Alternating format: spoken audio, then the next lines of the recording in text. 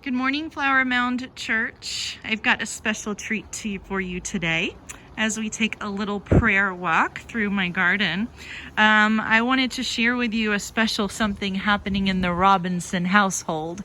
And that is, a few days ago, we started to notice that our cat was being dive bombed by a couple of blue jays.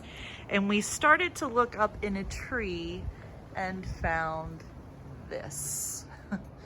It is a nest full of baby blue jays, and is a pretty exciting thing to watch them growing and getting bigger every single day.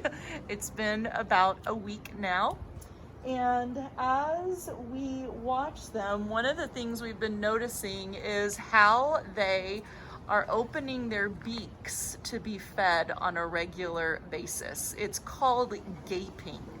And what this is a way for their mother to know directly and exactly where to place their food because they eat so regularly.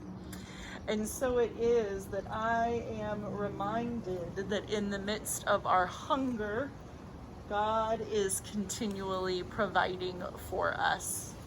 I share with you this psalm. It begins in Psalm 107.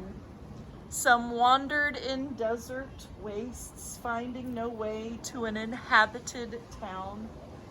Hungry and thirsty, their soul fainted within them. But then they cried to the Lord in their trouble, and he delivered them from their distress. He led them by a straight way until they reached an inhabited town. Let them thank the Lord for his steadfast love, for his wonderful works to humankind. For he satisfies the thirsty, and the hungry he fills with good things.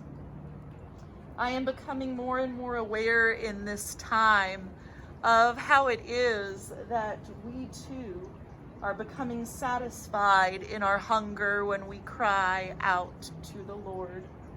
Our hunger and thirst for God's presence is offered as we open our mouths and our hearts to receive it. But there's a sense in which, like these birds keeping their little beaks open to be fed, we too must remain open to this presence. We can't expect to receive it in our own time or when we are ready, but rather we can trust in the way God delivers us from distress and provides for us. And so I encourage you this week, whether it is a deliverance through a prayer walk that you take or a phone call that you make, whether it is deliverance from moments of fear or an assurance in the grace of a new morning, whether it is deliverance from the assurance of anxieties of what the future holds, or the blessing of a beautiful day, there are ways God continues to come back to us, feeding us, giving us the nourishment that we need for redemption, wholeness, and new life. And just like the blue jays, I believe it happens multiple times a day as we open our hearts to receive it. And so I encourage you to remain open, to keep your hunger and thirst for God alive, for God is providing for you as our Heavenly Father. Amen.